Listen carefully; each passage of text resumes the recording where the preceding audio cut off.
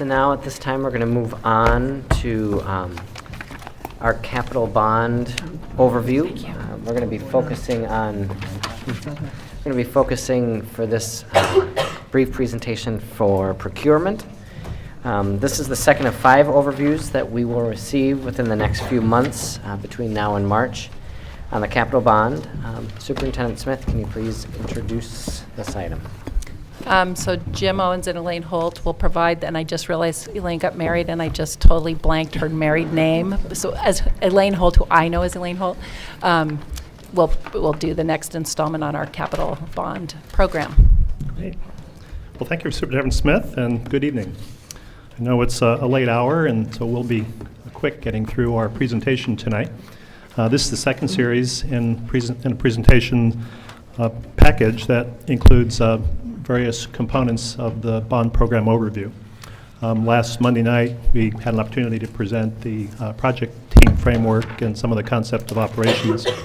Tonight, we're going to be addressing procurement, which is an extremely vital component.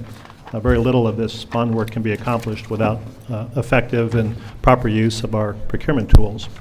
And so I'm really pleased that Elaine Baker Holt, I guess we'll characterize it, Thank you, Jim.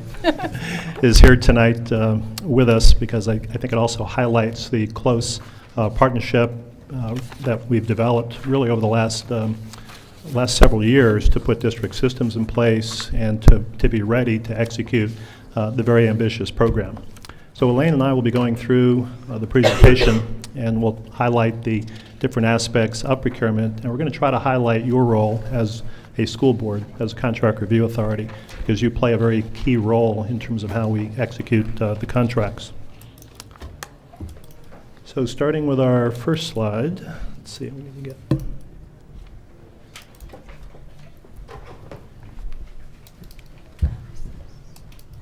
Not the one. Oh, perfect.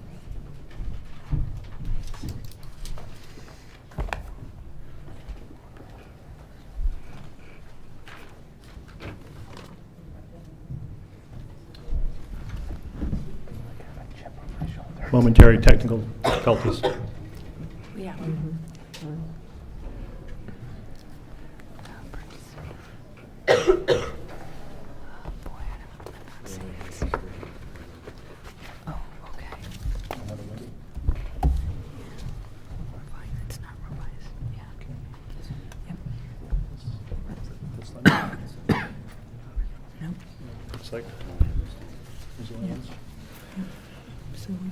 Okay, it seems that we don't have the PowerPoint to be able to put up on the screen, but in your board packages you have a copy of what we're going to present, and it leads off with a memorandum that highlights this topic. So we'll try to go through this and try to articulate the main material, starting with procurement topics. So Elaine. Thank you. So tonight we're going to provide a high overview of several topics pertaining to your role in our purchasing and contracting, as Jim mentioned. And I also want to emphasize our blended team. We've just got a fantastic team with OSM and FAM, purchasing and contracting, risk and finance. We're all working very closely together, very well together. And there's a lot of experience in the team overall. One of the overarching goals of public contracting law is to maximize full and open competition. And you've got basically 2 primary roles. One has to do with approving our contracts, and competition is a piece of that. And the other role is to approve exceptions to competition. So where we either limit competition or we choose to go directly to one vendor. So those are, in a nutshell, the 2 main pieces of your role. Tonight, we're also going to touch briefly on our equity and public purchasing and contracting policy. This you passed back in July, and we'll talk a little bit about the efforts that we're making there. So moving on to the second slide, which is Local Contract Review Board. If you've got page numbers, it's page 4. So as the governing body of Portland Public Schools, Oregon statute specifies that you are the district's local contract review board. And the Local Contract Review Board, or LCRB, has several duties. So the first one, at nearly every board meeting, you review and approve our contracts in the form of the consent agenda. And maximizing fair and open competition is at the crux of all purchasing, public purchasing in particular. The goal of our purchasing activities is to obtain the best overall value to the district, meaning not just to get the lowest price, but buying the goods and services that best meet our needs. We do this by testing the market and seeking competition, and this tool serves a dual purpose.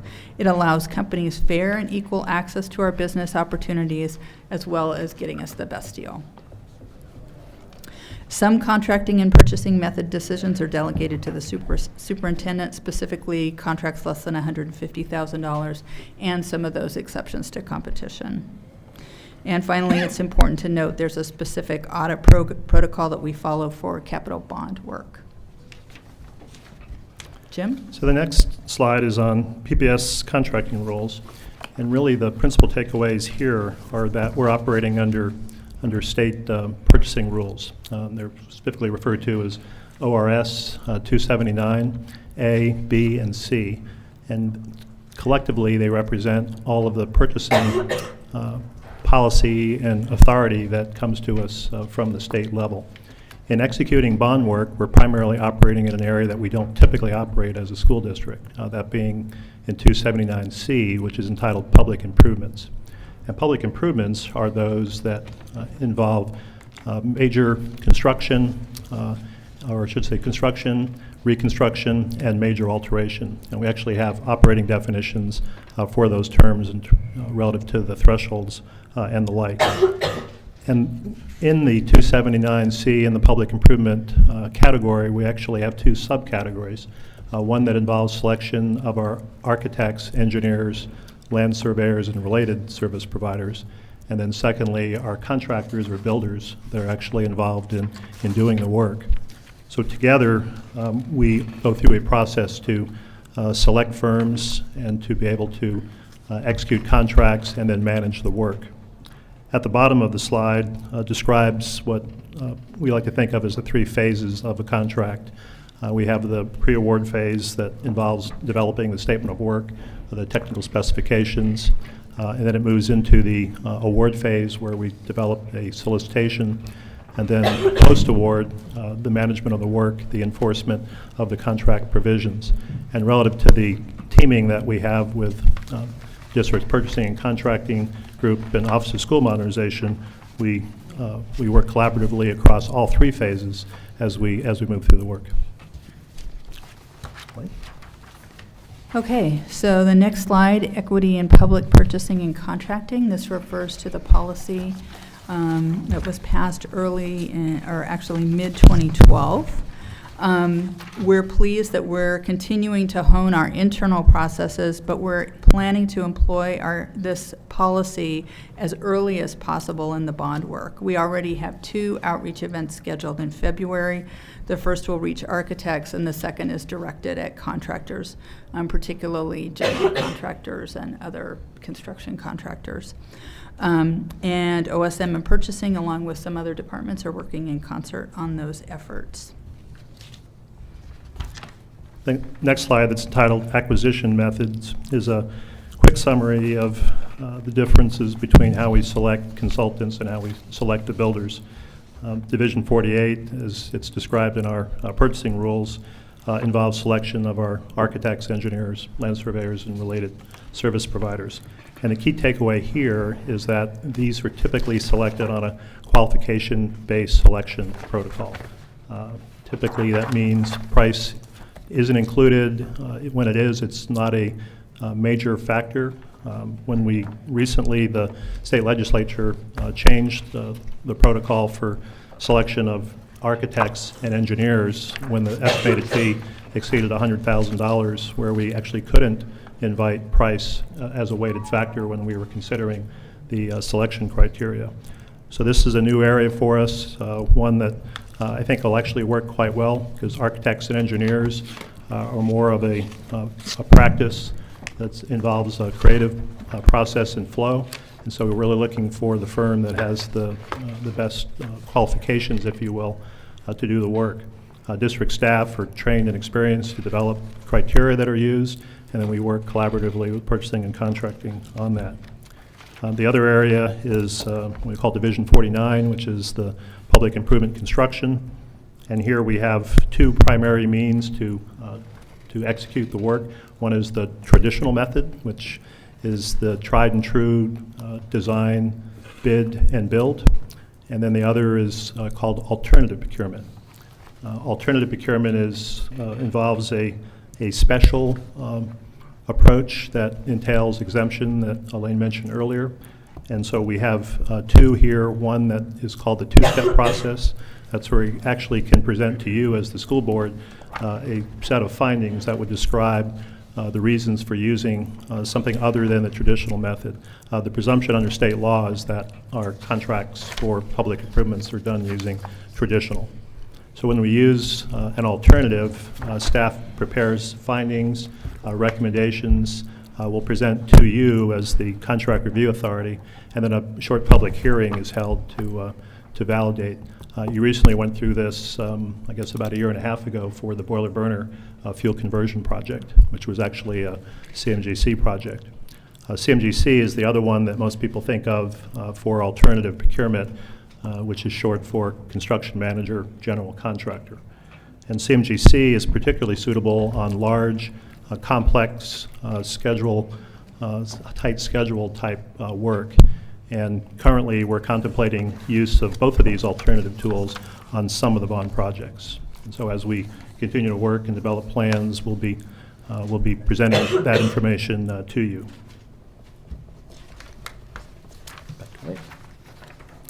Okay, so our final slide. As we move forward with the bond work, it's likely that businesses may contact you at some point. We recommend you refer these bidders, contractors, and consultants to staff, and I'm your best contact for that. And just once again, to summarize, Jim and myself and the staff are working daily to maintain positive and fruitful relationships with the businesses that are interested in working with the district. We hold meetings, we hold one-on-one meetings with contractors, we hold group meetings. As I mentioned, we're coming out with a couple of outreach events, large outreach events, and we also attend all sorts of meetings weekly practically with contractors all around town. So we're working really hard to maintain, strengthen, engage those businesses. At this time, I'd like to invite any questions that you may have. Thank you. So I have two questions. One is under equity in public purchasing and contracting. There's a bullet that talks about student career learning. Mm-hmm. Promote student engagement in bond work, learn career paths in design and construction industries. So my first questions are around that and what we're doing in terms of our current processes. And in particular, as we're looking to do initial work this summer, Mm-hmm. And then whatever the work is that we're going to be doing next year. Do you have a sense yet of how we're going to be engaging students? Well, this is timely. We had a meeting at 4 o'clock this afternoon on this topic. The first thing that we're doing is working closely with the Pathways program. So Trip Goodall and Jeannie Yurkovich's lead that up. And of course, the career coordinators are intrinsic to that. So we're focusing on programs that we already have in place first. We are looking at the resources that we have, the bond resources and the other resources, to see if there's anything that we can do to expand that. So that was what we were discussing this afternoon. But we're really building on what's already out there.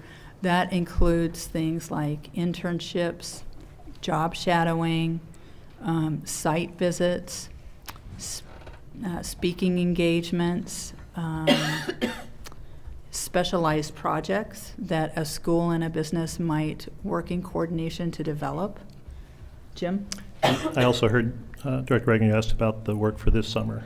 As we approach the bid phase of the summer 2013 improvements, we have 4 traditional, what we call ITBs, invitation to bid, construction packages that we plan to incorporate language that will engage them with our students. So as Elaine mentioned, we'll be providing an opportunity to speak to students, to provide tours of the construction job site, to get into the contractor offices, to provide students with some perspective on the construction industry. Similarly, our architect engineer firm, BBL Architects, provides a similar opportunity on the consulting side. And then lastly, our PMCM, our program manager / construction manager, Erie International, that's supporting the district, is also going to be providing robust opportunities for students to participate in the work that they're doing. Starting as early as the summer. Mm-hmm. That's good. I'd love to hear more about that as we go and get Okay. more information. That's really exciting. Rick? So the other thing I wanted to ask, which isn't necessarily specific to contracting, some of it could be, is as we look at our rebuilds in particular, we know with the Fabian rebuild that we're going to be bringing in a partner, Fabian. And I'm assuming as we're looking at our 3 high school projects, we would be doing some sort of outreach to partners as well. I know, for example, when we talked about Lincoln once upon a time, there was a zillion folks in the community thinking about what are the partnerships and what makes sense. So I'm curious to know who would be doing kind of partnership outreach as we go, to kind of figure out who we can pull in to maybe make our dollars go farther or provide newer, unique, different kind of opportunities for students. And likewise, I'm curious in terms of any partnership opportunities for the work that we're doing this summer. And Jim, I had mentioned to you specifically, do we have any opportunity to potentially bring some partners in to do solar panels on our roofs, something like that. So I'm not sure if it's you all or if there's another group that would be looking at partnership opportunities, but I just want to make sure it's kind of front and center all the time, because I think we have an opportunity to really show our community that Portland Public Schools is a good partner and looking for opportunities. That's a great comment. Relative to the partnership development, included on our blended team is work that Bob Alexander is doing with facilities and asset management. Mm-hmm. And so we are working collaboratively together, in the case you mentioned, Fabian, with Concordia University. Mm-hmm. Not only relative to the explicit MOU that we have in place, but also in terms of greater collaboration with them as we move further into the master planning phase, into design and then into construction. So I think that's probably the best example relative to how we're really going to capitalize, notwithstanding that there is a range of capital funding investment contributions that Concordia would be making, which of course will influence the program of the Fabian replacement project itself. There are a number of other opportunities, certainly with the state. I think Alameda Elementary is a good example of a partnership with the state's Office of Emergency Management and the State Rehabilitation Grant Program, which was a significant contribution to the $1.5 million to support the seismic strengthening of the school. There are other examples of other groups that are out there, and so we're going to continue to look for opportunities and to see how we can leverage Energy Trust, another one that we've talked about. You mentioned the solar, the state Department of Energy, ODO, for the SB 1149 work is another place that we can leverage this to really maximize the bond funds. So can I just piggy on that, just again, I appreciate you bringing it up, because I also think that there might be non-traditional partners, not a funding source or something like that. And I think there's such momentum about being excited about this bond and about our people kind of rebuilding our schools as an infrastructure, as kind of setting another state that we do believe in public education. I just hope that we can find ways to engage a wide swath of partners outside of even contracting or funding sources. And I guess I would call on us as board members to try to find ways to open up and engage those partners as well, not to run sideways or get ahead or behind staff. but to open up those opportunities, because I think there are people that could contribute, but they don't even know the opportunity exists. Or, you know, if it's somehow not $1.5 million or $15 million like Concordia, somehow they deselect. They're like, oh, I can't contribute. But Right. this community does such a great job of investing and recycling and reusing and finding creative, innovative ways to build on our assets, and we are a lucky community. I would love to find us a way to incorporate that. Great comment. That's very timely as well. Our next presentation to you on the program is engagement. Great. And so we'll highlight that. I think it's also important to connect the community and how they'll be engaged in our ed visioning and ed spec process. Yes. Because community input is a partnership of sorts as well, and particularly regarding the wraparound services. I think there's going to be a lot of very dynamic input from the community on that. Good. Other questions, comments? Dr. Morton? No. Great. Good, thank you Thank so you both, much. and you. congratulations, Elaine.